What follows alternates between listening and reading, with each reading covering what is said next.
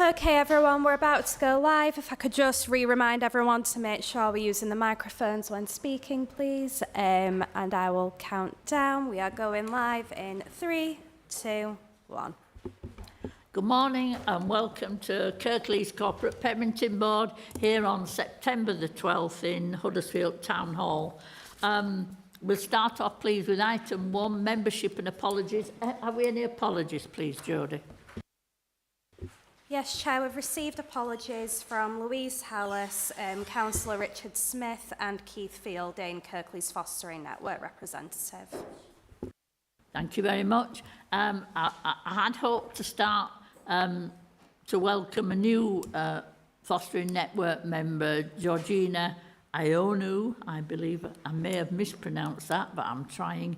Unfortunately, she's not here with us today, and Keith, of course, has sent his apologies.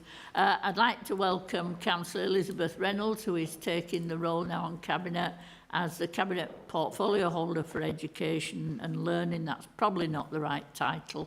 That's my best shot at it. And also to thank Councillor Carol Pattison, who has had that role previously. I thank her for her work. And also to remind members that this week is the last week of our Chief Executive, Jackie Gedman, who retires at the end of this week. So I'd like to thank her personally for her support for the Corporate Parenting Board. So if we move on to the terms of reference, item 2, and this is just a change. Previously, we had in the terms of reference that the principal social worker had to attend and be a member of the Corporate Parenting Board. Previously, that role was filled by Ophelia Ricks, and we are lucky enough to have Ophelia Ricks continue as Head of Service, attending at the board, so it's decided to take off that principal social worker role. So if everybody is happy with that, and Councillor. Yeah, just wondering on kinship carers. I'm just wondering whether there's any way we should or could get somebody from kinship carers represented on the board. Would that be because it's becoming an increasingly big area? Yeah, certainly our SGO carers, and there's a kinship group that meets very regularly. I go to it frequently.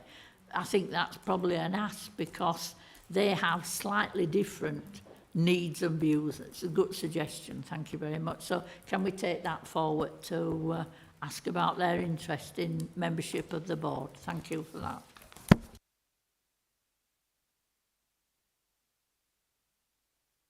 Minutes of the previous meeting, starting at page 5.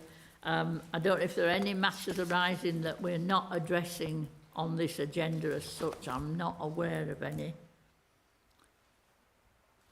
I think mostly it was items were noted and agreed. Are there any errors within the minutes people are aware of? No, and I don't think there are matters arising that we aren't addressing. For those of us that were present at the previous meeting, are we happy to accept these as true minutes? Yes? I'm seeing nods, although Councillor Lawson isn't nodding at me and he was at it. You're okay. All right, we accept those as true record of the minutes. Thank you very much. Declaration of interest. All board members are asked to disclose any disposable pecuniary interest they may have. If so, please complete the form within the pack and make sure Jodie has it before the end of the meeting. This meeting is a meeting held in public. There are no issues that aren't to be discussed in public. We move then to item 6, deputations and petitions. Have we any deputations and petitions, Jodie? None received, thank you. And with no members of the public here, so I assume we have no public questions as such. So item 8, the performance report. This is a conglomeration of information from officers across the service. I think Ophelia is going to lead us forward in that, and others will join in at the appropriate moments. Over to you, Ophelia, please. Okay, good morning. Thank you, Councillor Kendrick. So in regards to the information, performance data, regarding our looked after children. Just in terms of wanted to highlight that we currently have, of our 604 children who are currently looked after, we have 65 who are living in homes that are outside of Kirklees, so the 20 miles from their home address. It's an area that we continue to focus on, and we have a monthly meeting now where we look at ensuring that it's the right place for them. So again, because what we don't want to do, because again, if they're still in their final year at school, I think it's important that we ensure that they're well supported. So we maintain oversight and we have that quality assurance in regards to the 65 children who are not living in Kirklees currently. But we're assured that their needs are being met. You know, like I said, we've got the monthly meetings, so we're satisfied with that. So we do have those conversations with the young people as well to make sure they, because a lot of them have their networks and their support networks because they've been living there for a significant period of time. So we're very much guided by what the young people want as well. So just in terms of our looked after numbers, it remains lower than our statistical neighbours, but we do have, and again I always go back to the Children Act 1989 that really sets out that children should be remaining living within their family networks or their connected family networks wherever it's safe to do so. So we're very much focused on ensuring that we continue to do that. We do that through, we've got family group conferencing that supports and facilitates families, and we also have the multi-systemic team who also support children and young people either to stay at home with their families or we're increasing the number of our young people in terms of reunification, so returning home from care. So you'll see from the data there's our placement parents numbers remain static, but because we're having young people's care orders that have been discharged, but we're also continuing to have children who are returning home after being so. I'm happy with the numbers in relation to that, because I think we've got that oversight, we know what's happening. And then I thought it was worthy of note as well today that we have, since January 2023, we have seen a further increase of special guardianship orders. So from January, we've secured 40, which is really, again, young people remaining with their family, which is really important. So, and that contributes to keeping our numbers lower than the statistical neighbours. And it's right, but it's what's right for children and young people as well. And again, in terms of looking at our care experienced young people, we've seen an increase in the numbers of staying put. So since 12 months, we've seen an increase of 50%, so we're at 32, which is absolutely real good news story. I think it's really positive. So again, we continue to promote our young people remaining with their carers post-18 to enable them to go to university or continue to do their apprenticeships or even starting at work. So I think it's really important that they've got those secure networks, so we're really looking to how we can support that. And there's further work that we need to do in relation to how do we really promote independence for our children and young people. So, and also what we're doing is we've, in terms of all our young people, we're increasing the activities. And the use of our number 11 and number 12 that we have, that's primarily for our care leavers. So we're putting cooking sessions on, we're doing independent living skills sessions, we're promoting where come and have a drop-in, come and have a cup of coffee. It's that stuff around really building those relationships, with their personal advisors, and also we're looking to encourage other officers, elected members to come and start getting to know the young people. So I think that's something that we do need to continue to strengthen, because that helps in terms of the relationships, and it's also how do we get them much more engaged and involved in their communities as well. So there's work that we need, that we want to do in terms of how we promote that. So we've done some work in terms of looking at what's actually happening in the communities for our young people. So again, where they have access to that as well. So we've got a whole calendar of events as well. So again, we've really identified what's happening. We're sharing that information with our young people. We've developed a Facebook page as well, so all that information's available and accessible for our young people. And we're in the process of developing a digital app for our young people as well, but we're linking that into the wider work that's doing with our youth work at the Hour Space in terms of engaging our young people in terms of the wider networks.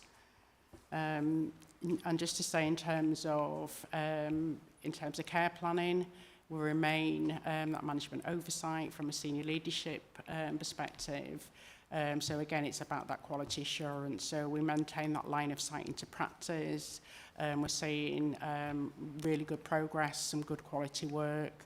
We're clear where there's any delays in recording. So we're, that we've got we know our areas well in terms of that. So I think that's it in terms of just a broad overview of the information that's been presented today. So any questions? Thank you, Ophelia. Any questions or comments? We've all had the information. Hi. So just looking at the pathway plans for care leavers and things, one of the areas I'd be interested to know more about is about how care leavers fit in with the community and looking at that. I mean, one of the areas that we as counsellors come across with young people, whether they're in care or not, is people having difficulty managing households. So the most basic things like putting the bins out, having consideration for neighbours and things. And so people who have never had a household for the first time having those issues. So I'd be interested in a bit about that. But also, I guess there's an issue about, particularly if you're going to council accommodation, about management costs for that and the relationship with Kirklees Homes and Neighbourhoods and what we do in partnership there. And we have the leaving care support up to 25, and so I'm interested to know about how we measure if things are succeeding in terms of tenancies, how we do that, and just generally if they're managing a happy household, which is good for their as good for them as it is for their neighbours as well. So I'd be interested in a bit of commentary on that. Okay, so there's a number of questions there to respond to. No, that's absolutely fine. So just in terms of working through the independence, that's a key area for us in terms of prioritising that, because we know that every child or young person is different and will require different support. So we look at tailoring what is the support that our young people need. A lot of that work now we're looking at, from 14 and a half, what will that look like in terms of independence? What are their skills? What is it that we need to do to support them? We've got a bespoke meeting that we're looking at in terms of having for our young people at 16. So it's looking at having our housing colleagues, it's having our adult services colleagues involved in that, social workers. So it's looking at all the different key agencies in relation to what do we need to do to support our young people. And one of my asks would be in terms of how, in terms of ward members, elected members, how and what ideas do you have in terms of creating and enabling and supporting independence for our young people? Because we're also looking at opportunities to have starter flats potentially for our young people, because that's the bit in terms of those opportunities, so that they've got the structured support around them.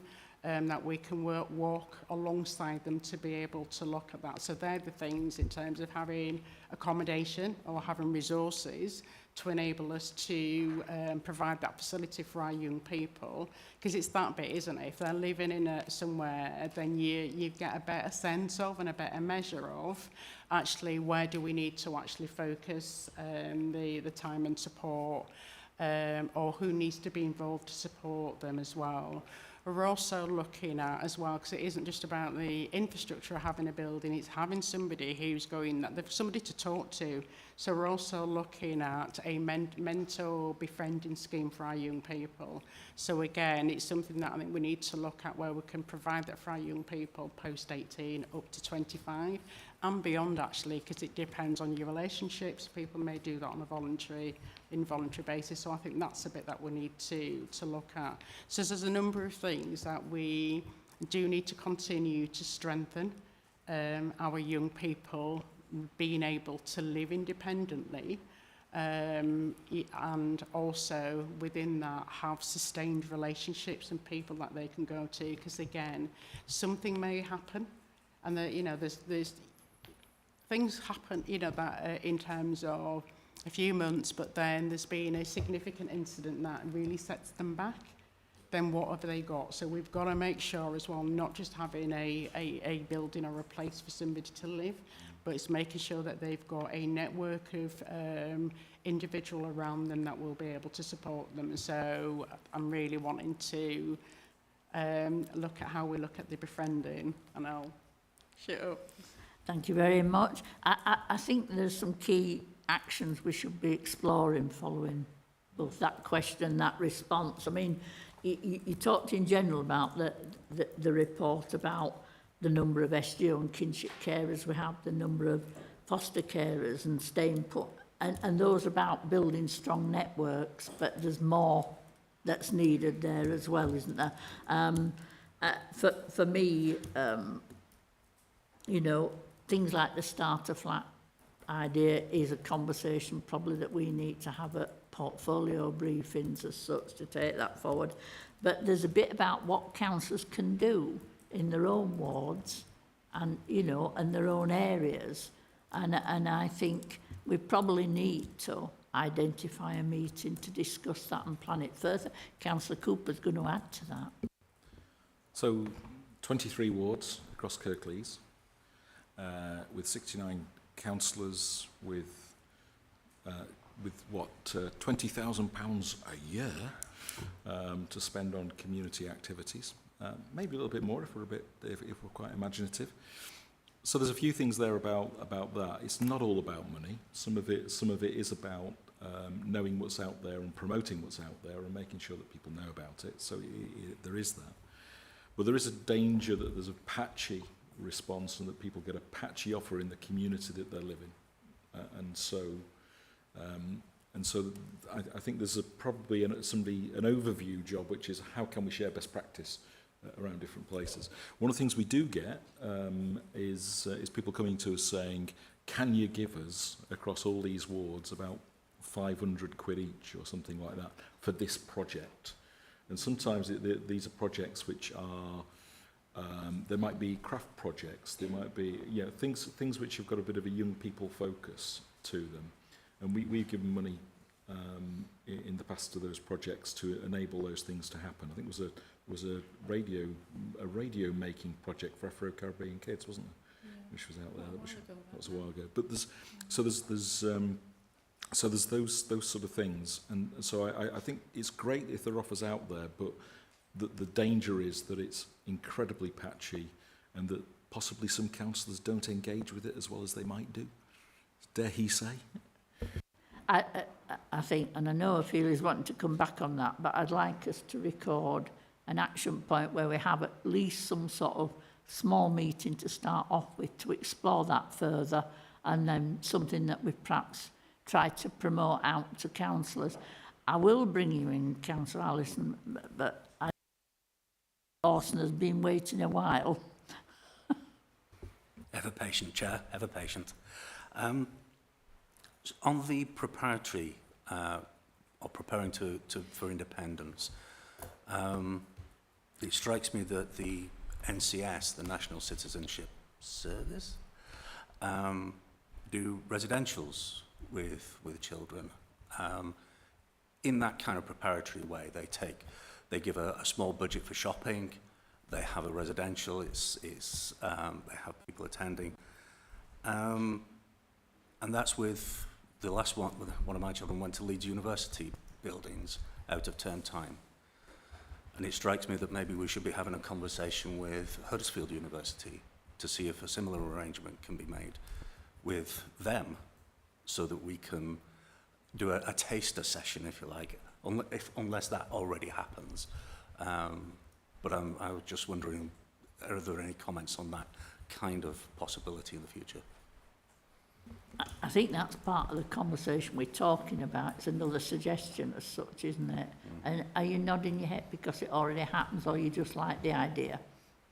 No, we've been talking about that, and so I'd be really interested in looking at getting some influence to make this happen for our young people. So if, you know, we've got connections with the university, you know, in relation to having the you know, a room or somewhere that they can do in terms of that budgeting, and really it'd be really helpful. I think what I was going to say in terms of, I think we need to agree as a corporate parenting board, what is the key principles, what is it you want to do, so that we've got that consistency across the wards. I think there'll be some value is reiterating what the corporate parenting principles are, what is our role to all elected members. So it's that re-promoting, and then what is it that they can do, you know, to support that. So I think there is that bit, so that we've got a clear, consistent approach, so we're not getting pockets of, you know, if you live here, this is what you're going to get. We need to be saying this is what all our young people will get, you know, in terms of that, support them into living independently, and yeah. Okay, thank you. Councillor Allison. Just going back to when we talked about what can ward councillors do, I think the only time that ward councillors are involved are when things go wrong. And, you know, the ward councillors that are here have a wealth of knowledge of where young people can go for help, what's going on in the areas, you know, and it would be good if we could be used, even if there was a little card left in a unit where the young person's going saying, contact these people. It would just be good to know that they know where we are, because I live quite close to 2 young people in their own units, and I bet they wouldn't know who I am unless they haven't emptied the bins that week, which I know one young person, that's the only involvement I've got with him, is because his neighbours complained about him. But you know, I've got 2 kids. I know how to hopefully interact with young people. I'd like to think I could. Not necessarily wanting to mother, but you know, we do have a wealth of knowledge between us. It's having that lead, that champion as well. So if you know it's how you're going to support, you know that we've potentially got some young people who are struggling, are going to find it, you know, that at least there's some that eyes and ears and that support for them as well. And that's a bit around developing the befriending. So, or, you know, a champion within the area that they live, that they know if there's a worry that they can contact and go, oh God, I didn't put my bin out, or whatever else they can say. I didn't do that, can you help me? It's that bit that I think we really need to look at how we can develop that and strengthen that further. Because, sorry Viv, I'd be happy to get a little bit more involved with that, because I do know we have incidents in our ward where we could hopefully try and make a bit of a difference. I think those issues are something that we would need to take and meet separately about, but I think, you know, they're all part of the same picture. Yeah, and we welcome that. I think, again, adding to that really, and you're right, we do need a conversation just about this, but the awareness of needs for the councillors to know exactly the kind of things that our looked after children are doing. And I think you've got a newsletter, which would be, I think, if it's fit for public consumption. That's fine with all the photographs and everything. But also the confidence of the counsellors as well. I think we could definitely look at some kind of awareness training or something like that would help the counsellors know what to expect and how to go about it. So that would be really good. So thank you. Thank you for that. I think councillors in general have a willingness. They just don't know what it is they can do. So I think the service and this board have to help other colleagues know and put something in place. So we look to develop that. Could we just continue on through the performance report? Because, I mean, that's been really interesting and I think we can do something further with it. But if we could just ask colleagues, I think the next bit we've come across is education outcomes and so on. And Janet Tolley is with us today to help us with that. Over to you, Janet. Hi, good morning. So if I just take you through the headlines around the educational information in the outcome pack today, just to point out that the PEP meetings, so the personal education planning meetings, which happen termly for our young people in care, are still running at 100%, and many of our young people have additional meetings and conversations with social workers and professionals and themselves when necessary. Also, that in terms of initial PEPs, so that's when a young person comes into care, meeting with all the professionals within 10 working days with education as a focus, is still extremely positive and strong, with only one young person, I think, over the last 12 months going outside of that, and that being 11 days rather than 10. So really strong performance from the team working really closely with social workers. In terms of attendance, school attendance, it continues to be an area of focus for us. Just to remind you that the data here is for all of the young people that we're working with. So it isn't what's called the eligible cohort that's nationally reported on when young people have been in care for 12 months, but it's any young person who may come into care and then may leave care. One of the areas really for us is where young people come into care and they don't have a school place or arrive as an unaccompanied asylum seeker. And whilst we work very quickly with other professionals to secure an educational provision and route, it's not always immediate.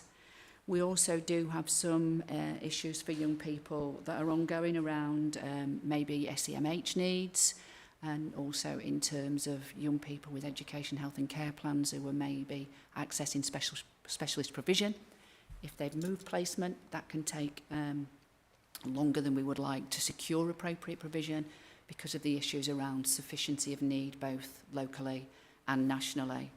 I think a good news story here, just to focus in on one area, is we have focused in on suspensions for young people. Obviously, that's a concern for us, and it impacts on their attendance.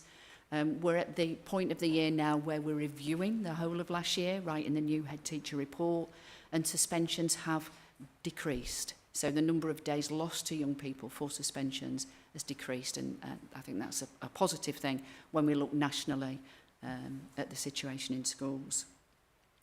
So in terms of the differences that we've made over the year, there was the information about outcomes at Key Stage 4, exclusions. There has still not been a permanent exclusion of a young person in care of Kirklees. It's tricky. We do face some really challenging situations. But Louise Hallis, the head teacher, and the team managers are really challenging when there are situations like that with schools. And I think also that we're really strong in the virtual school in the way that we work with our colleagues, social workers, and also the designated teachers around our young people in care. We still want to improve our attainment and progress at Key Stage 2. It's early days at the moment. Outcomes for all phases for 2023 are currently coming in. They're not all validated yet. And actually, in terms of young people in care, the validation can be any time between Christmas and Easter. But we will have a draft head teacher report that comes to corporate parenting board before that. Focusing in on the number of young people who are classed as persistent absentees. So that's where attendance is being reported at 90% or less. That's a focus for our children and young people in care, and also actually for all our young people with a social worker. And I'll talk a little bit more about that later when we look at the governing body feedback. So it is a real focus area for us. I think in terms of not in full time, there are some young people with mental health, emotional needs where it's quite right that there's a phased maybe return into a new school or a supported return following an issue for that young person. So, yeah, the further outcomes, the validated outcomes will come to you at a later date. Any questions? So, anybody, any questions or comments on that? No, it looks like not, Janet, but thank you very much for that. I think it's quite a strong and positive story, so thank you. If we could move on to the health part of the performance report, and Giuliana, you're going to help us with that, please. Good morning. Right, I will just comment first of all on the, you'll see that the percentages for the initial health assessments has decreased, and we've noticed that there was an increase in workload for the initial health assessments. We are in discussions with the commissioners and providers to look at the work models and resources, but it was about what is behind that. What we've looked at is that we know that even though the numbers of looked after children are quite low in comparison to a few years ago, we've got a lot of children coming into care and then leaving within a relatively short space of time. And some of this is for special guardianship orders, which were mentioned earlier, which is a really good reason. However, the workload for us still means that they need an initial health assessment when they come in, obviously.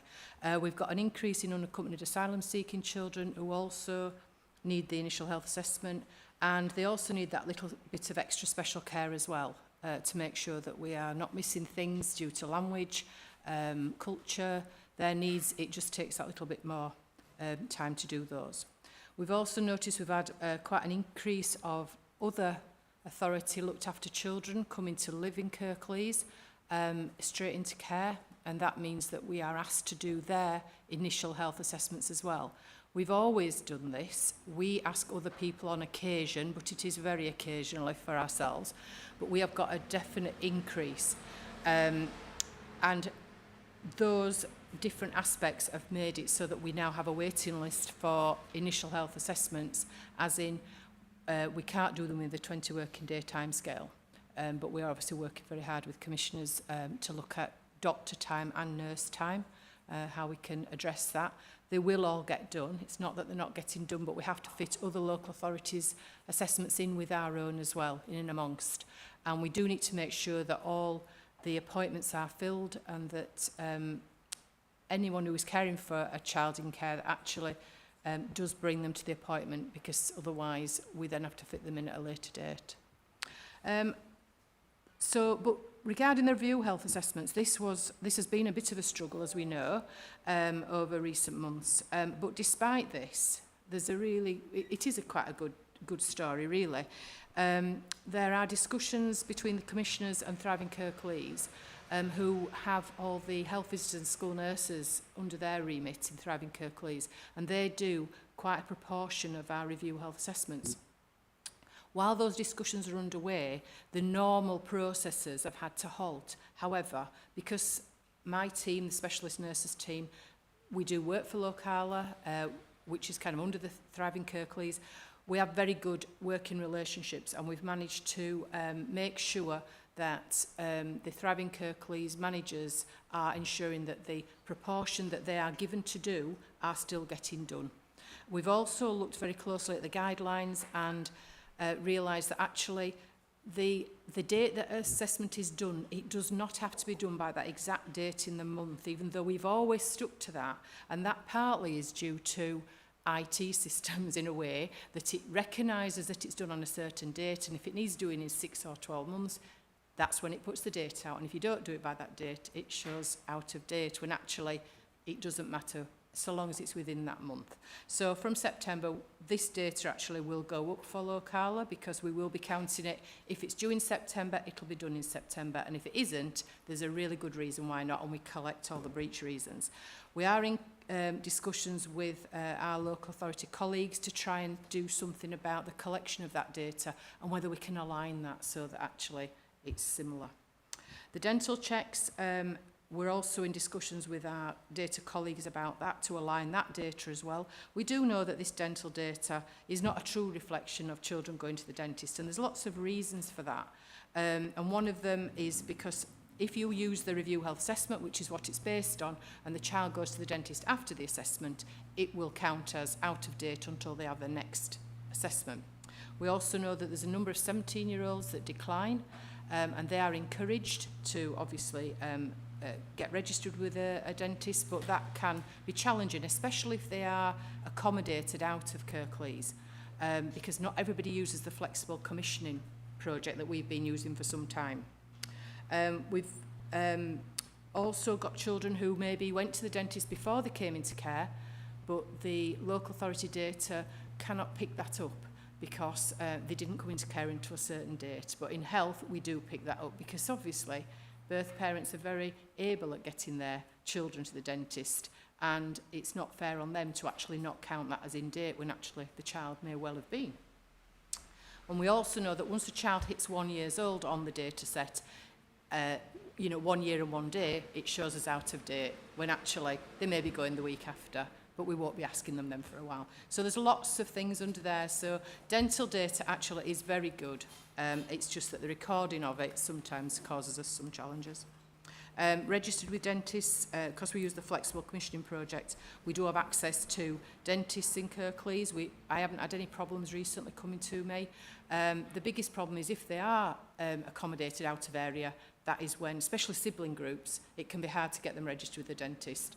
And sometimes if family are not registered with a dentist and they are placed with a family or connected person, that can be a challenge as well if they're not placed in Kirklees. And the substance misuse, we're going to look at how that can be collected differently because it's very, very low. We do know that children do have issues with substances, but this is quite specific about significant use. And we think there's probably better ways of collecting that than at the review health assessment. So again, with our data colleagues, we're looking at that.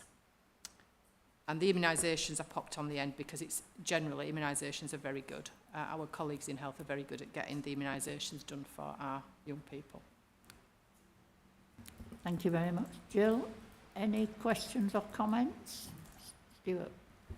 Thank you, Councillor Kendrick. I'm Stuart Horn, Head of Commissioning for Kirklees ICB and Kirklees Council. I just wanted to add to what Jill said then about the rise in demand for the initial health assessment service. I will be taking a paper for discussion to the Health and Care Partnership Senior Leadership Team on Thursday this week to raise this issue and awareness within the ICB. The issue is already logged on the ICB risk register as a risk to for children in care not receiving their health assessments on time and the potential impact that might have. So I just wanted to make that point that it is being raised at the ICB, and I think importantly we'll look at the movement of children in care across West Yorkshire. So as we know, we have a large number of independent children's homes in Kirklees, and when we've looked at some of the data, it's showing us that a lot of children are moving from Leeds, Bradford, other neighbouring authorities into Kirklees, and the NHS is obliged to carry out those health assessments, but we need to look at a West Yorkshire ICB level about how we do that in a fair way. Thank you for that. Can I ask then that whatever outcomes of the discussions at the ICB come back to the corporate parenting board? I'm sure Jill will be quickly telling us. Thank you. Yes, thank you. Yeah. I'm not seeing any questions from it. I have a question, and it probably isn't in your world to answer it, but I'm interested in the developmental assessments for under fives and over fives, and I'm interested in what the results of those are, because there is a roll-on impact both on health and social care if there are developmental delays or issues and what have you, but that's probably what you can't tell me, but I don't know. I might be able to help because we've now rolled out to starting working with young people from the age of 2. So working with all professionals, nurseries. So I think where there are issues that need to be picked up, they will be being picked up in terms of additional needs for our young people in care. And our health visitors actually are aligned to these children. They maintain the universal service. The assessments that we ask to be done are additional and statutory. At the moment, the health visitors are taking our statutory assessments that are due and doing them alongside their own work, whereas before it used to be separate. But because of the resource issue, they're actually doing it together. But they remain on the universal service to young children. And our health assessments are always available to our social workers. They're on the system. So any developmental things in there are shared with the IROs, the social workers, and Virtual School can see wisdom as well. And Joanne? Thank you, Councillor Kendrick. So I think it's a really pertinent question. There's intense monitoring around the Healthy Child programme as part of our written statement of action for our SEND. So we're looking at that because absolutely the early identification of needs, we can meet those needs sooner. And I know that we're joining up in terms of this cohort of children that are looked after. So I think we're looking at it there as well, because absolutely it's the so what, isn't it? What are we doing then as a result? So I think there'll be some more we can feed back in future corporate parenting boards in that respect about the so what and how we're making the right provision. That's helpful. Thank you very much. I think that will be welcome. I mean, we're always concerned, and schools are always concerned about children starting in school who are not at a developmental level that really is necessary to function well at school. And our children who are looked after should be really supported and helped to minimise the impact of that as much as possible. But I would very much welcome something coming back to corporate parenting board, please. I'm not asking for extra work, it's as you have the information to share it with us. Anything else on health, anybody? No? If we can move on then. If we move on, I don't know if there's anything that you want to highlight about children looked after convictions and the youth justice system as such. Very little, Councillor Kendrick, in so much as the number and the cohort is very, very small, and I wouldn't want to go into details for fear of any information sort of exposing any young people. But that would be the headline, really, that the cohort of children looked after receiving a substantive outcome is very low, very, very low, and that remains well below the our stat neighbours and England, and also the Yorkshire and Humber Regional Youth Justice Service. Thank you very much for that. I think that is welcome news. Have we got any questions or comments? No? Care leavers, I don't know if there's anything you want to highlight that you haven't already touched on or feel in terms of care leavers. Nothing additional to add, Councillor Kendrick. Any questions or comments on that? I think we've had quite a discussion about how we can, and some actions as to how we can move forward and be more supportive as corporate parents anyway. Fostering, I'm moving across adoption because we have an item separate on the agenda for adoption. Fostering, have we any comments or anything that anybody wants to highlight about fostering? No? Oh, Joanne? Only that, just to note, I see what it says about improving, the more we can do to encourage potential foster carers to come forward. I think, you know, we'd really welcome that. We're always looking for choices of homes, so I guess it's just to highlight that. I think we'll be saying that probably for a long time to come, but yeah, so if anybody is interested, there's a really good supportive opportunity, and yeah, it'd be remiss of us not to acknowledge that. We're always looking for more families to come forward. Kieran? Thank you, Councillor Kendrick. Kieran Lord, Interim Service Director for Resources Improvements and Partnerships. Just wanted to add to what Joe had said, and I was going to mention it when we discuss later our internal residential homes. In terms of the broadening offer that we have available to foster carers in Kirklees. So I don't want to duplicate, but I'll talk a little bit further about some of that greater offer that is available, and it's something that I think we really need to share as a corporate parenting board to make sure that people are aware. Thank you very much. Sufficiency is always a challenge for any children's service.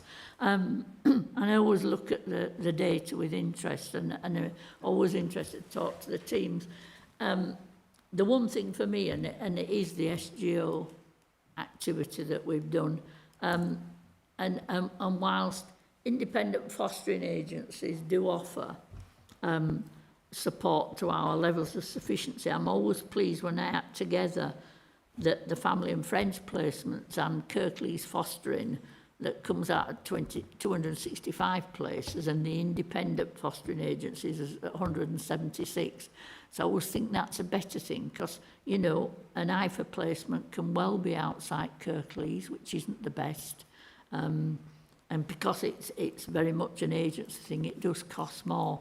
But you're right, we do need to continue to promote Kirklees fostering, which is a terrifically good offer when you look at it. So without any more comments or questions, can I move on to the next item, please? And therefore, we'll move on to One Adoption West Yorkshire. Michelle Rawlins has kindly come to take us through this.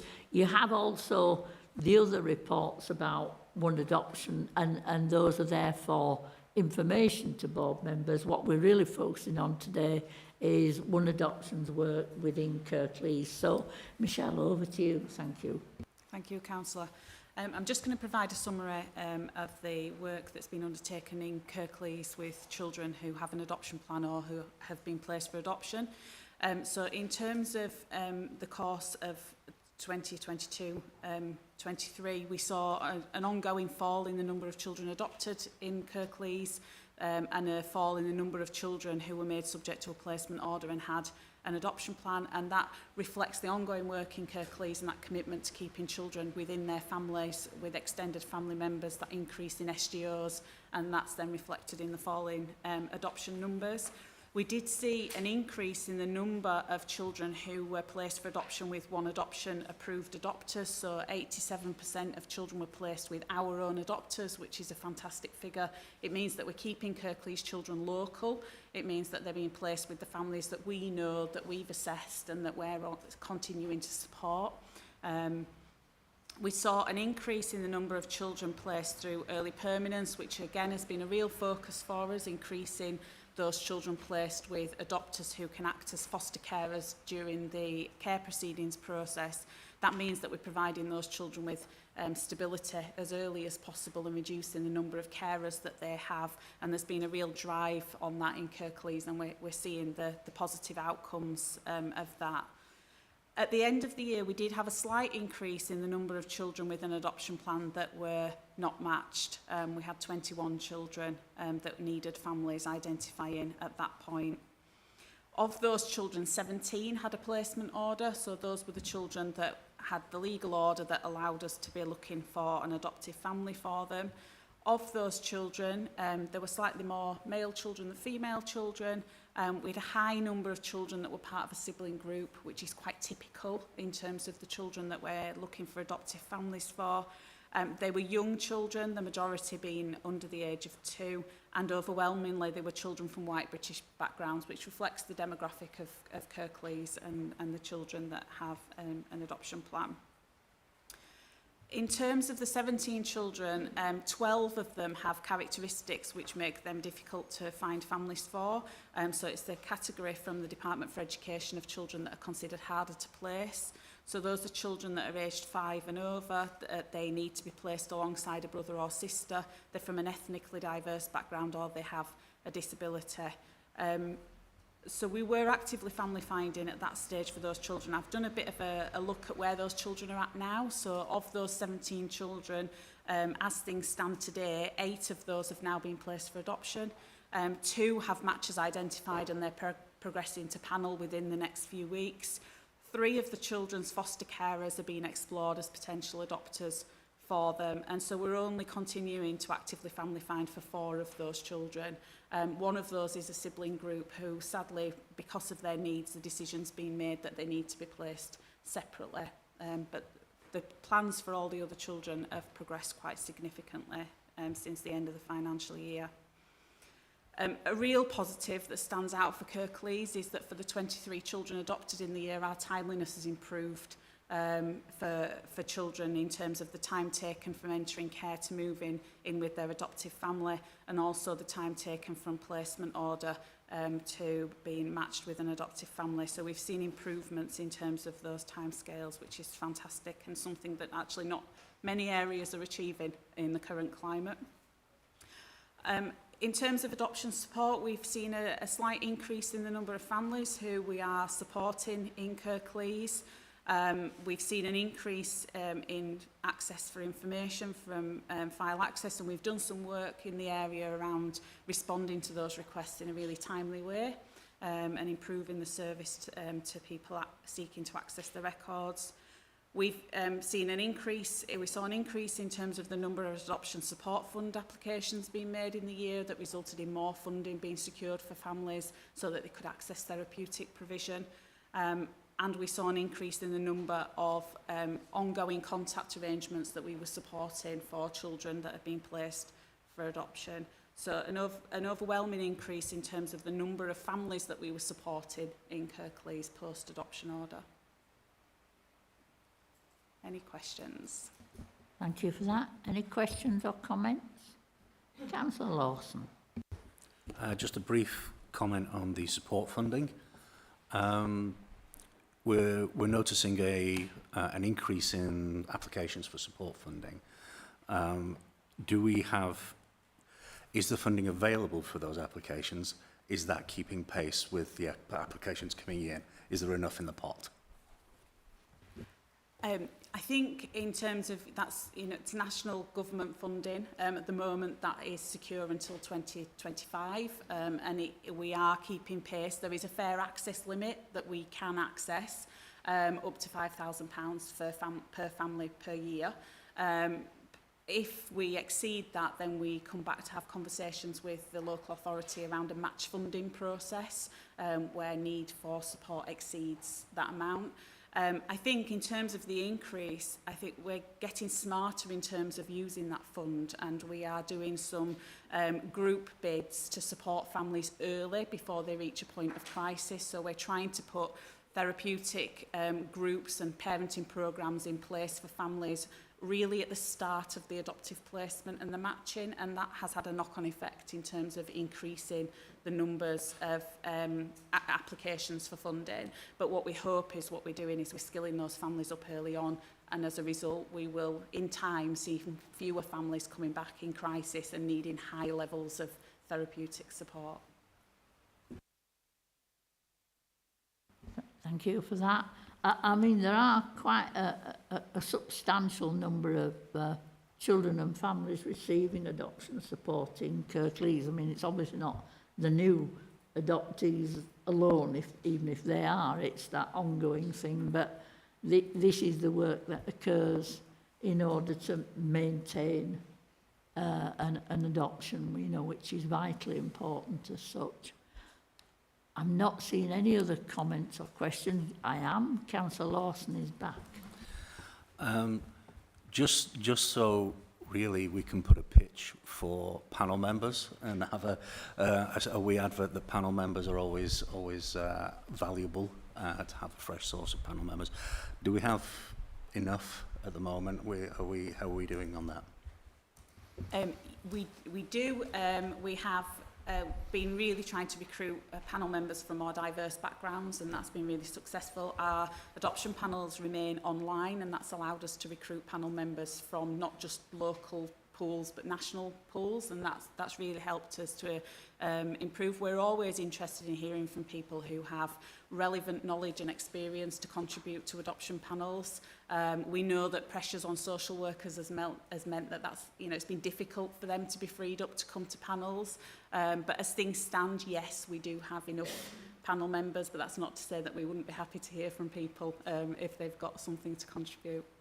Thank you, Chair. Thank you. That sounds like an advert then. And It was, Chair. It was. It's particularly around people perhaps who have a health background or an education background or a social work background who want to do a bit of, it's not easy work. I've been on fostering panel, not adoption. I know how challenging that is, but it is important that perhaps people who are retiring or, you know, changing their work-life balance might like to contribute, so we'd always be willing to hear from them. Yeah, and I would add to that, people with direct experience, so adoptive parents, care experience people, they have a huge amount to offer to panels, so it's not necessarily people with professional backgrounds, but those experiences are really valuable. You're absolutely right with that, so we'll put that advert out. Anybody who might be interested in supporting and helping with adoption panels, please get in touch.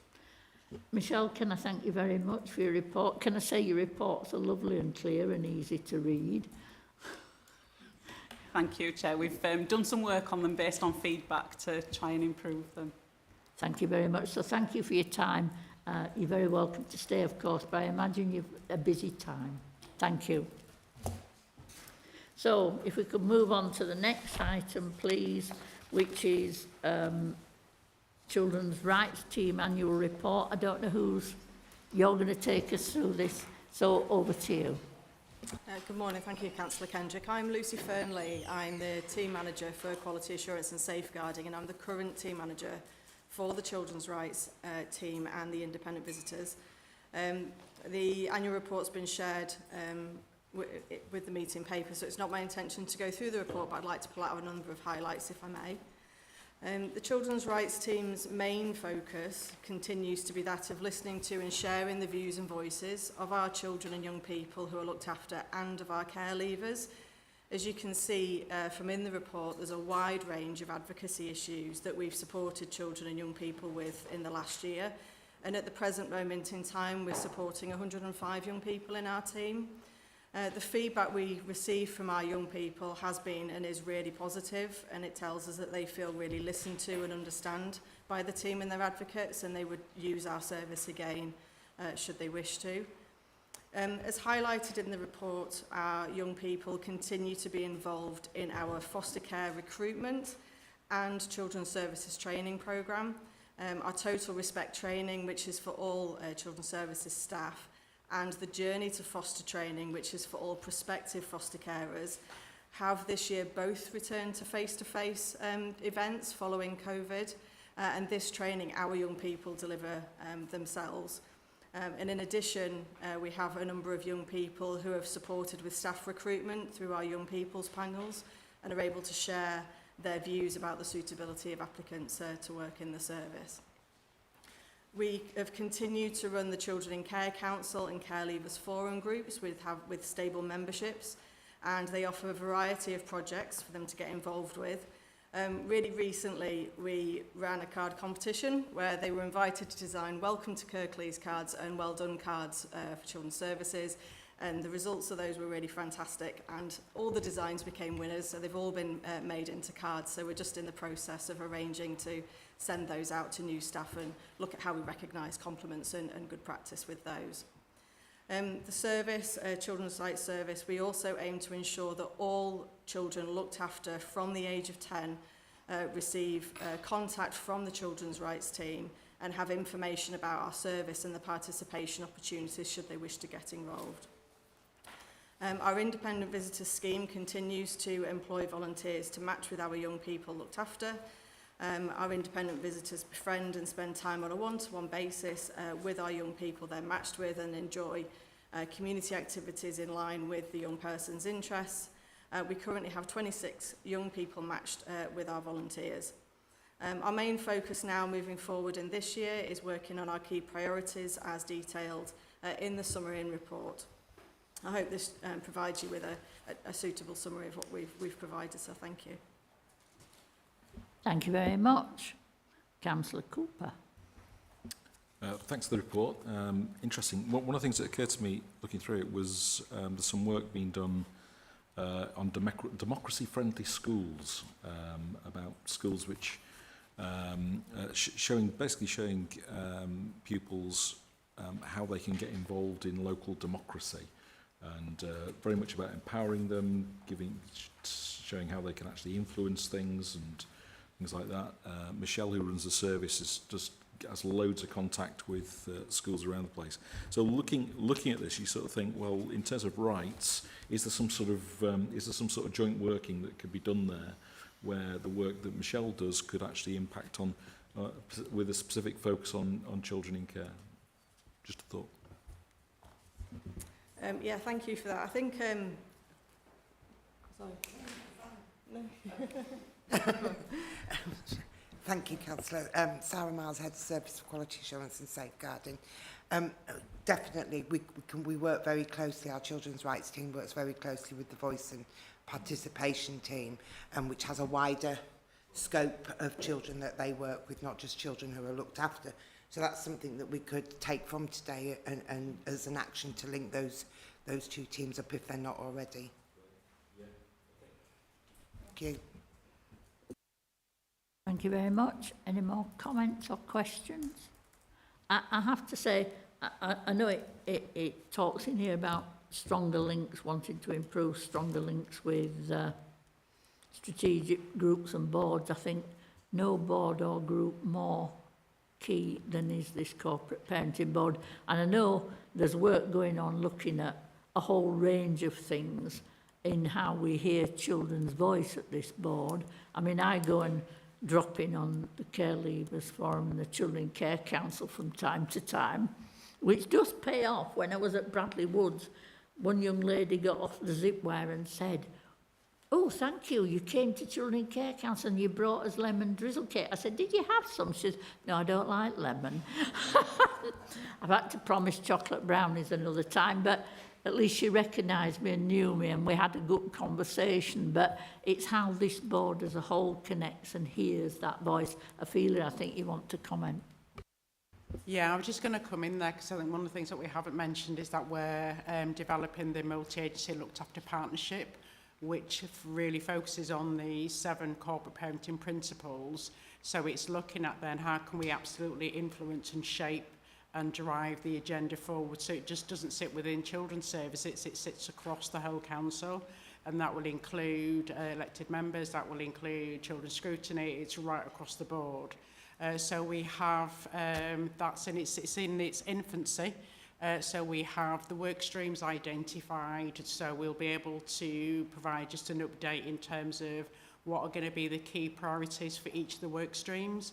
And within that, there will be a specific around voice and influence. So again, we'd want young people to be proactive in terms of probably leading that work stream, but also it's really important that we also consider a voice and influence across the other work streams as well.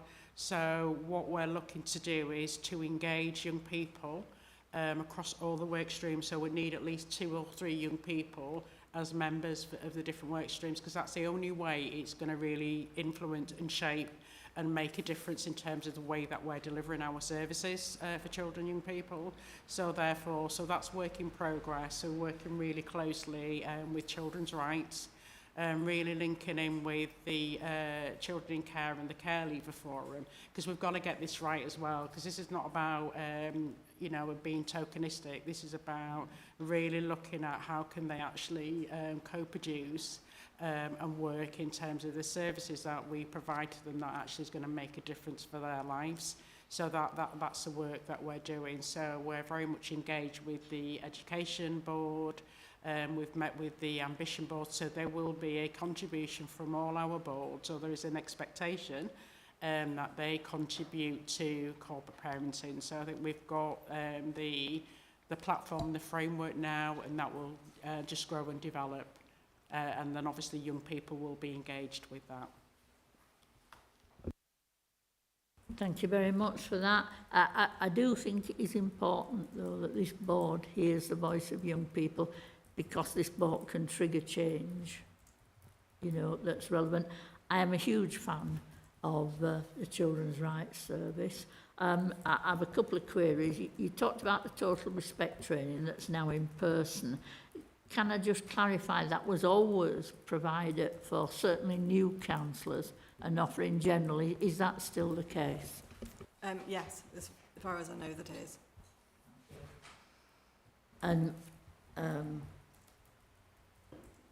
yeah, my other point, we've got the service manager of Children's Right team attends the board, you know, which is one thing.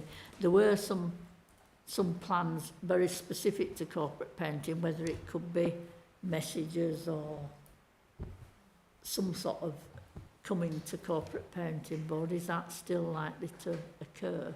Whether it be a video or a cartoon or something? Yeah, it's still, we're still looking at how we best do that. So the first bit was around having the newsletter that clearly sets out this is what we've done, you've said we've done.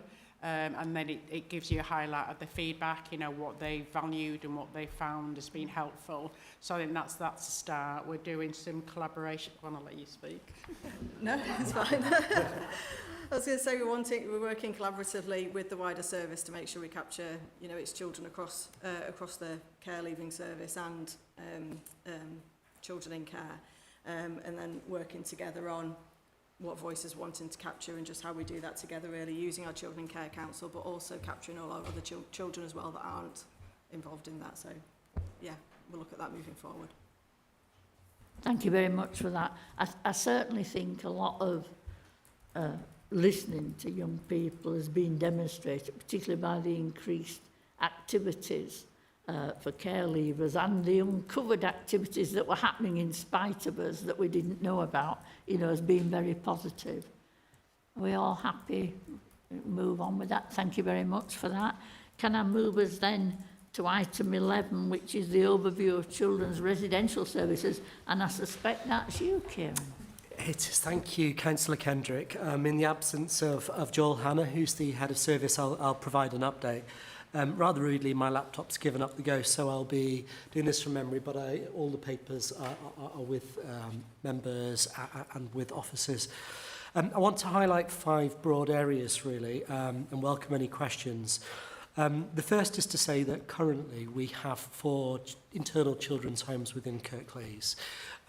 We are very shortly going to be expanding that offer to provide an additional home that will be reopened, that we have been really tailoring to make it a really warm, loving, friendly environment that was previously a home functioning until last summer. And additionally, a completely new provision that we'd identified for development that will, both of which will be, we're in the process of starting the process of matching our young people to those facilities in the coming weeks and months. So we're optimistic that we will have them in position by October, and that will involve staffing processes as well. What's absolutely essential in terms of both our internal residential homes and our the homes that we utilise from partners is ensuring that we've got the right home for the right child. So that process will take a period of time, but we'll obviously be focusing on ensuring that our most vulnerable children who are currently in out-of-area placements are considered for ensuring that we've got them in the local areas as part of that process. Of our 4 existing homes, we've got a range of outcomes in terms of the formal Ofsted outcomes. It's not unusual, given the frequency of those Ofsted assessments, to have a range of outcomes because of the nature of those outcomes taking place frequently. We currently have a range from outstanding in one home, good in another, requires improvements in another, and inadequate in another. Those 4 words don't really tell the true picture of what the estate looks like.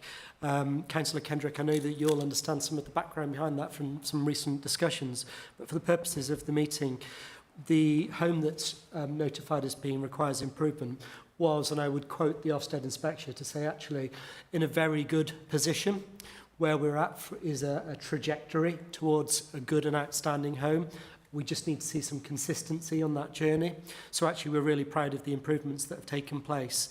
And the home that's been judged as inadequate, what happens within an Ofsted inspection with our residential homes is that they're marked on a number of different domains. If one of those specific domains is marked as inadequate, that can have an impact on the overall judgment, and that was the case with this particular home.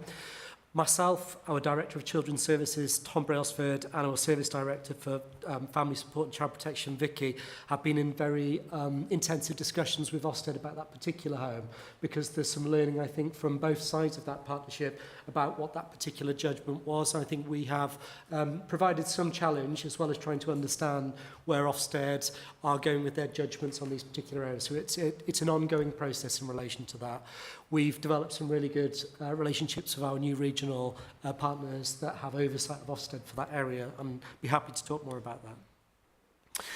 We've, with great credit to Joel Hanna, over the process of the last number of months, developed a new staffing model for the provision of the staffing in our residential homes, both the ones that exist and our new homes, which really is there to meet the needs of our children in an environment that makes our homes really home-like, and that's involves a significant amount of engagement, and we're really proud of the work that's taking place, and that's coming to fruition. And as part of the changes to staffing, just for the awareness of those in the board, there have been a number of changes, which include myself as the interim service director, taking over from Tom Brailsford.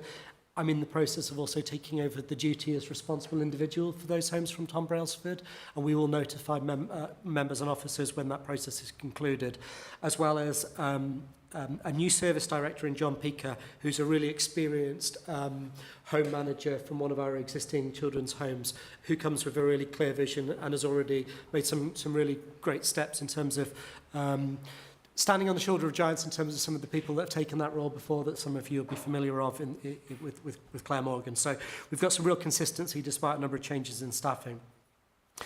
I mentioned it briefly before, but in terms of our broader support offer in relation to our looked after children, not just within our residential homes, but in our broader offer, what was previously referred to as a placement support team, but now as our emotional wellbeing team, I've had a number of changes in recent weeks, not least due to the support of Stuart's commissioning team, and also from Nushin and the implementation from an operational point of view. I've been involved as well in terms of the recruitment of some additional staff to make that team really fit for purpose, and that includes the provision of psychology professionals to ensure that we're working directly with our children's homes to provide a very therapeutic environment, and that includes a specific commitment and a development of a service that provides a dialectical, be very careful how I say that word because I always get it wrong, dialectical behavioural therapy support to our staff and young people within our homes. And I'm happy as a clinical psychologist to discuss what that means at length, but essentially it's a way of working with our young people that really appreciates the fact that we're likely to work in environments that are going to bring up emotions, they're going to likely bring up difficult behaviours. It's how we respond to that in the moment, how we provide the right resources, not just to our children, but our staff, to provide an environment that makes sure that we have the best resilience to be able to manage them in the moment. And that's a process of work that's already taking place. So that offer is not going to just be available to our residential home staff and children, but our broader estate. So really I'm happy about that. I just wanted to add one final point, which is that members of this board will be familiar with that there is a national sufficiency crisis. I don't say that lightly. Children's homes are in short supply, both in terms of local offers, both in terms of external partner offers.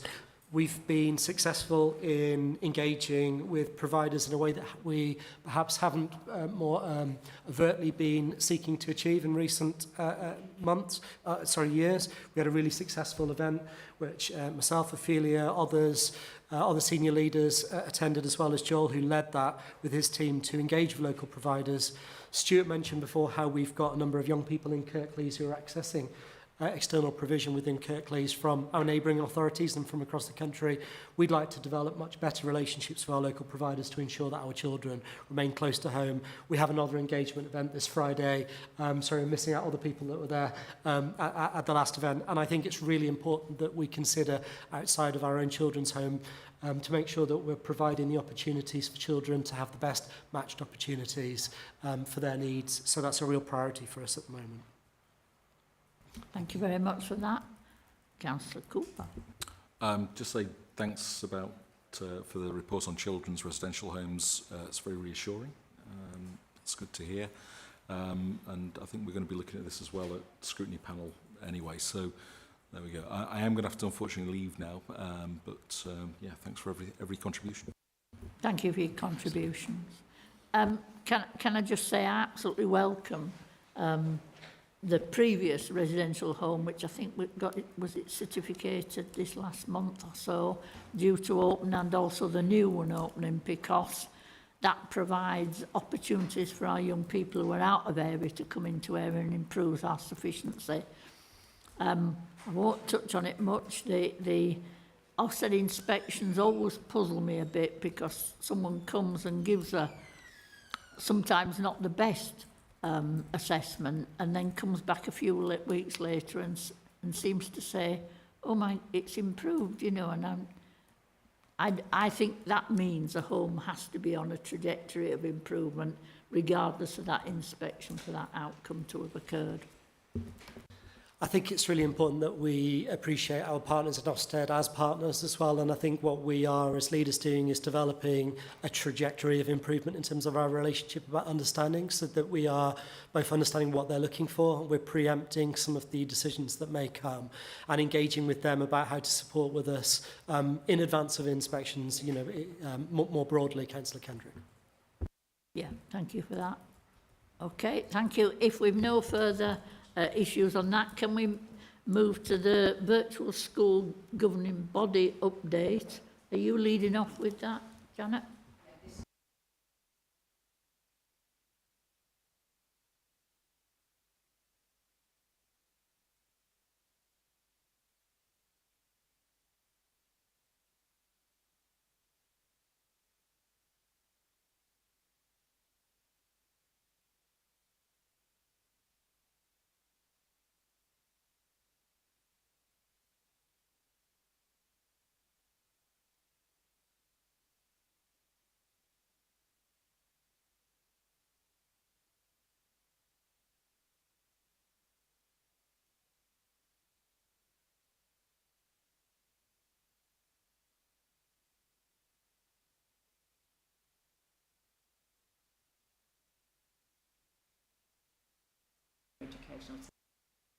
But boy, do the governing body do that. I think it's important to give you that reassurance.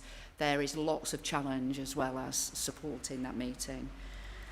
So the data goes from things like PEPs and attendance, as we've talked about, the number of young people not in full time and all the various reasons why, where there are consultations taking place for education, health and care plans, and a detailed analysis of suspensions by year group, literally by year group in there, looking at trends.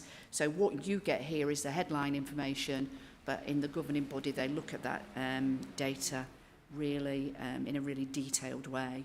And something new that's been introduced is it's almost like on a page with the detail behind the data there for scrutiny. What we then did was I know this sounds ludicrous because it was at the end of the summer term, but we produced the final head teacher report, because when data isn't validated so that you've got your national comparators for children and young people in care, whilst we can say what the results are and where we think we might be regionally and nationally, until that data is produced, we can't validate it. So actually it was at this meeting that the detailed validated report was then shown with information also from the interactive tool, which is called LATE, the Local Authority Interactive Tool Data, looking at every single area right the way through from our early years, Key Stage 1, Key Stage 2, GCSE and other results, through to what's happening post-16. And then we take questions. So there were some questions. There was a question asked about, you know, what options are there for young people who are struggling in their education?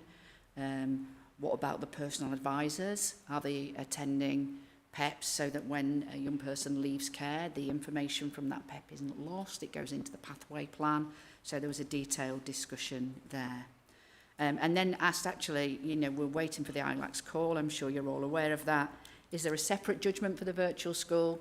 No, there isn't. Actually, there's an HMI who does come, and there can be up to 3 days worth of scrutiny of the virtual school. However, in the final report, there's kind of like a little paragraph about what the virtual school are doing. And actually, you know, just to remind yourselves, the virtual school are doing this work with all the other professionals surrounding the young person. It's all about collaboration and working with others. What we then went on to was an item around children with a social worker. So as a corporate parenting board, you probably don't know much about this work. 2 years ago, there was an additional duty placed on the virtual school. It's not a statutory duty yet. So there's a statutory duty for children and young people in care, statutory duty to give advice and guidance for previously looked after young people, and you'll be aware of those things. They'll have been coming here over time. But there was a new duty for all young people with a social worker. So you can imagine that's kind of like a big area to look at. Not in the same way as we work with our children and young people in care. So all of our young people in care have an achievement coordinator within the virtual school. This was about strategic influence, looking at what the barriers are for education for those young people and working with other professionals to support and challenge in that area of work. And the model we went for in Kirklees was to have an executive virtual head teacher over time, which is myself, so I lead out on the strategic work here. And we have since, because we get additional funding specifically for this, we also have a team manager in the virtual school who now works with me. So as well as working with head teachers, working with the social care leadership team, I work with managers across the service at how we might influence practice, how we might quality assure what's happening there, to try and have a real focus on education integrated into the work that we do.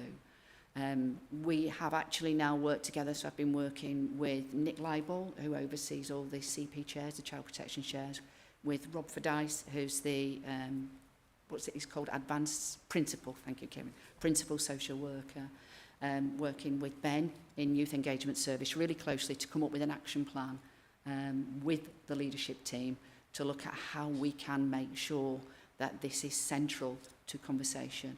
One of the biggest issues, and I said this when I was talking about our young people in care, is what are young people doing if they are not in school?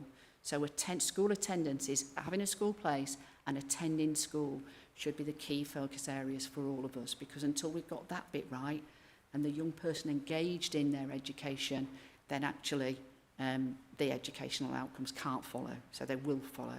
And I'm looking at Ian when I'm saying when young people aren't in school, they are more at risk. Yeah, they are more at risk.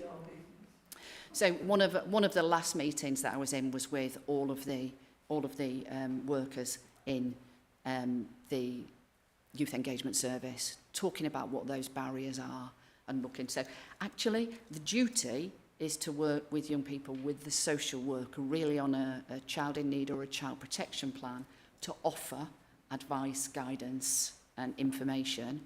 In reality, anybody who comes to the virtual school from youth engagement or any other service or the MST, the multi-systemic therapy team, we work with them to see what can be done to support young people and their families who find themselves having challenges around education. So there's the strategic stuff, there's the planning across service, there's the working with head teachers, there's the trying to change practice. It's a bit like an oil tanker, isn't it, when you're trying to change any kind of practice? What are the small steps that we can take to make a real difference that will impact for those young people?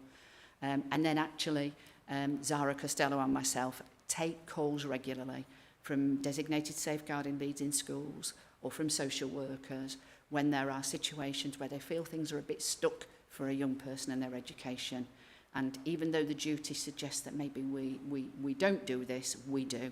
We will hop into meetings to support conversations around challenge where needed. So it's a big job. It kind of gets bigger and bigger and bigger, I think, but hopefully we're seeing real change. So there's definitely enhanced communication, I think, between education professionals and social workers, and where there isn't, people know where to come to see if I can help enable that. There's definitely more of a focus in child protection plans. We've done some quality assurance auditing and we've seen that.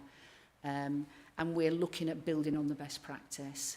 So that was what I then fed into the governing body, and we thought it might be useful for me to be able to bring to corporate parenting board for awareness for you.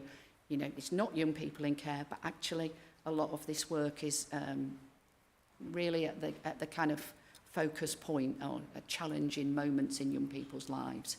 The reason, I should have probably mentioned this in the beginning, the reason the government, the DFE, put this in as a duty was because they can see the difference having virtual schools has been making for our young people in care. And I think they kind of wanted to use that experience and expertise around, you know, attachment, trauma, issues that young people are facing, that we've learned as we've been working with young people in care to try and influence. I think one other thing to mention is also we've done some work on collecting in data from schools. So we have live data from schools around attendance and other areas that we can share within service so that we can try to become more proactive. So we're not working with young people and education providers at crisis points. Actually, we've got information that professionals can use to try earlier intervention to prevent some of those difficult situations arising. So that's a real potted version of the work that we've been doing. And we see ourselves as one virtual school. So future virtual school reports will have information detailing this work as well as our work for children and young people in care. Any questions? Thank you very much for that. Any questions or comments? I'm glad they're keeping you busy, Janet, is all I can say. No? Thank you very much for that. I think that's been useful. Look forward to more information on that in the future. Thank you. If we could move on to item 13, updates from board members on any relevant interactions with services. I've got a shopping list. It's a bit soon for Elizabeth, perhaps. I don't know if, John, you have. Just got one. I'm now a panel member of the Children's Scrutiny. So I'm on both panels now, which does rather ask the question about how much information we double up on in both scrutiny and here, and what does the fit look like, and what changes, if any, are needed. Bearing in mind that these places might be temporary. So it's just that balance, isn't it? Thank you, Chair. Yeah, I mean, Elizabeth has always been on scrutiny and corporate parenting board. She's now on corporate parenting board in a different role and can't be on scrutiny. But Councillor Richard Smith, I think, is on both scrutiny and corporate parenting board. I always find it a bit strange, but it's one of the reasons where we try to go through a lot of detailed things here that really don't need to be detailed. I mean, it's available for scrutiny, all the information, but don't need to be gone through again, because we would be, well, repeating everything again and again, and that's not productive as such. In terms of interactions I've had, 11th of July, I've been invited, and I go to as many as possible, a whole range of what are called time to talk sessions. Ricky Methering is always there, other colleagues, Kira and so on, are others. And it's an opportunity where we sort of rack up and are at a team or a venue, and colleagues across children's services can come and talk about whatever they want, whether it is sometimes things that barriers or problems. Often it's really positive stuff, you know, it's very heartening.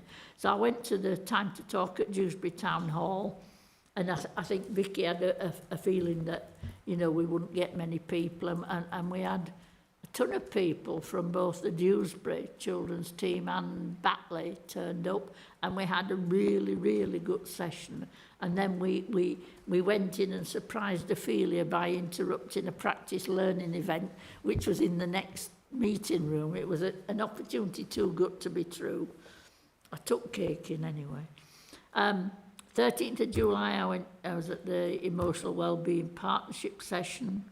The 18th of July, I was with the Leaving Care team, one of the meetings that Ophelia called at number 12, and that was such a positive meeting, and the atmosphere and culture is so different from time back, very positive.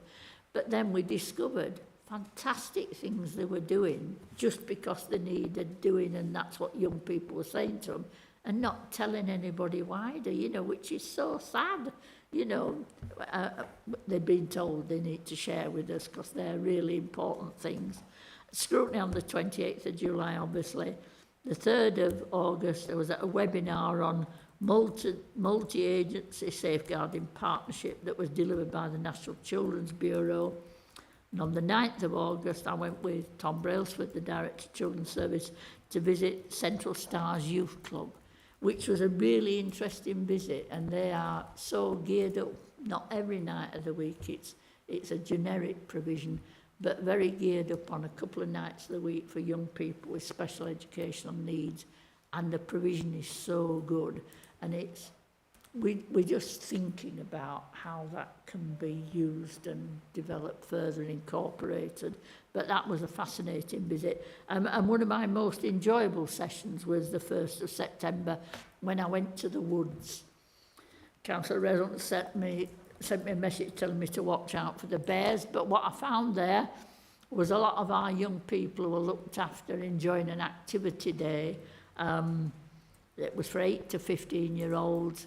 The bonus for me is when she's not at university, my granddaughter works there, and there she was up a tree, taking children off the zip wire, putting them on an automatic belay and pushing them off a platform. I'm not sure I should admit that. But it was really interesting. Some of the young people remembered me and recognised me and came to talk to me. Some of the officers who were there did. Some of them were trying to be clever and get me on the crate building event. I had to point out to them that I've played out like that all my life. If they think I haven't done that before, they're wrong. But it was a very effective day. I would like to see it promote it to even larger numbers. I think there were 20-some young people there, but the centre could have dealt with many more. We had more takers, so we perhaps keep trying that because it looked like a really stunning day for the young people. Ophelia, you want to come in? Yeah, and I think, because we're thinking about the numbers, because it is about how do we actually create those meaningful relationships. The bigger the group, the harder that is to achieve. So we just need to think about how else we get that. I think one has to recognise what Bradley Woods, which is basically a scout organisation, but is very experienced in this. And even though we're relatively small numbers, they were divided into 3 groups with staff members, both from Bradley Woods and from Children's Services. And actually, that ability to make those relationships separately and then coming together really was very obvious. And, you know, when they say to me, some schools go and bring 200 children and they still can do that provision, I think we have to work at that and think about it. But I've had a really good time this summer with lots of things to go to. I look forward to many more. So I think we're now down to the last item on the agenda, which is the work plan. I don't know if I've looked through it. It looks fairly standard. I think in the interest of moving things on, where we've talked about young people and children's voice coming to this board, if we could put a future date in as a target to work to. I know that's pressure, Ophelia, but, you know, in order to get an outcome. I like that. No, we need to do it, otherwise we're not going to. So I think it'd be really nice to actually aim for the 5th of December. I think just in terms of looking at, and again, we've got to start somewhere, and I think it's really important. So again, myself and Lucy can work together with other officers to look at how we can bring a group of young people. But it's going to mean that we're going to have to consider the time of the meeting and when that takes place. So what we don't want is to be taking children, young people out of school or college. No. So basically what we need to think about, if that's a date, then do we need to think about the time it'd have to be later on in the evening? What would that look like? So yeah, that's, I think, for us to think it and consider. I wasn't necessarily saying we fixed a date to today's meeting, that before we meet again a date has been fixed into the agenda plan. And I'm very happy for us to consider altering the time of meeting young people to come, but I really also want that response about other ways in which we can do that as well. And I was expecting you to say sometime in the new year to give time to developing some thoughts about that. But if we can come back to perhaps coordinate with Jodie about some set dates as such, that would be really welcome. And the other thing that came out of the meeting earlier was, I think we need a separate meeting, not a formal meeting of the board, but a meeting to discuss, you know, the issues we were talking about earlier today, and as an ad hoc meeting, if you like. Yeah. Anybody else, anything else that they feel needs to go in there? Not seeing anything. So therefore, ladies and gentlemen, can I thank you all for your attendance, for your contributions, and it's like not declaring the fate open. I declare this meeting now closed. Thank you very much.